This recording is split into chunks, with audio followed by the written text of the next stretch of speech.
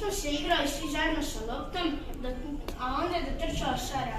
Imala je rekla je da je u vrtu bila neka poruka u boci. Svi su otrčali, a ja sam ih probao sustići, ali nije uspio.